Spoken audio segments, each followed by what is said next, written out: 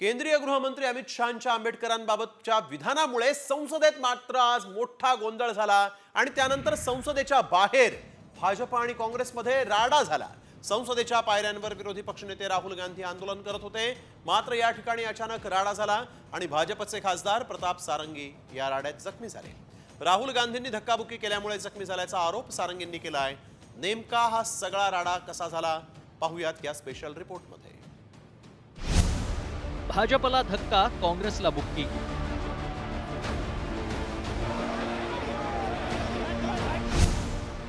शहांविरोधात आंदोलनात संसदेबाहेर राडा।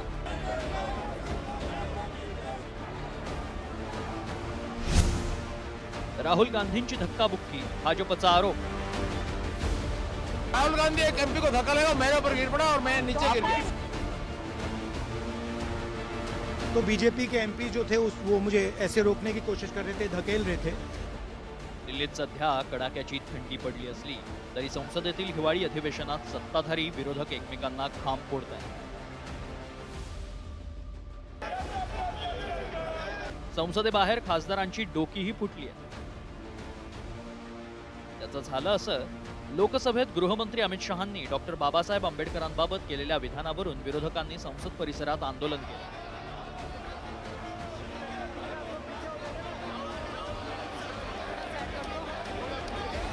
मात्र या दरम्यान सत्ताधारी विरोधकांमध्ये जोरदार राडा झाला। यामध्ये भाजपचे खासदार प्रतापचंद्र सारंगी जखमी झाले। सारंगी यांनी लोकसभेचे विरोधी पक्षनेते राहुल गांधी यांनी धक्काबुक्की केल्याचा आरोप केला। संसदेत नेमकं काय घडलं पाहू।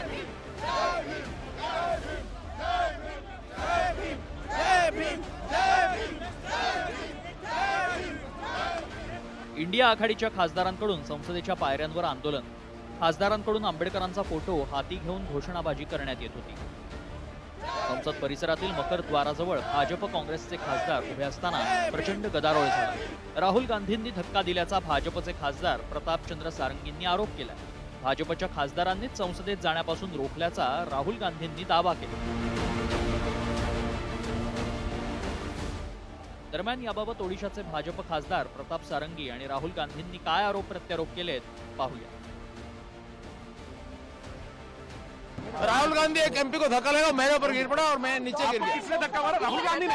हाँ, राहुल गांधी ने। राहुल गांधी ने धक्का मारा आपको? राहुल गांधी सीढ़ी के ऊपर में मैं खड़ा हुआ था और राहुल गांधी ने आकर के एक एमपी को धक्का लगाया, वो मेरे ऊपर गिर पड़ा और मैं अंदर जाने की कोशिश कर रहा था, तो बीजेपी के एमपी जो थे वो मुझे ऐसे रोकने की कोशिश कर रहे थे, धकेल रहे थे और मुझे धमका रहे थे। तो वो हुआ। धक्का मुक्की से हमें कुछ होता नहीं है, मगर ये एंट्रेंस है पार्लियामेंट हाउस की और हमारा अधिकार है अंदर जाने का। तर भाजप खासदार अजित गोपछडेंनी घडलेल्या प्रकारात राहुल गांधींचा उद्दामपणा असल्याचं म्हटलंय। दुसरीकडे नवनिर्वाचित खासदार प्रियंका गांधींनी भावाची बाजू सावरली आहे। राहुल गांधी अशा उर्मटपणाने ज्या पद्धतीने त्यांची जी बॉडी लँग्वेज होती, हाताने ढकलून ढकलून लोकांना ते पुढे जात होते, अशा पद्धतीने जात होते की मीच या जगाचा जागीरदार आहे, मीच या हिंदुस्तानचा मालक आहे। त्या ढकलाढकलीमुळे तो प्रताप सारंगी पडले। मेरी आंखों के सामने आप सबने देखा होगा, खड़गे जी को धक्का मार के जमीन पे गिराया। उसके बाद एक सीपीएम के एमपी को धक्का मारा, उनके ऊपर गिरे, खड़गे जी के ऊपर।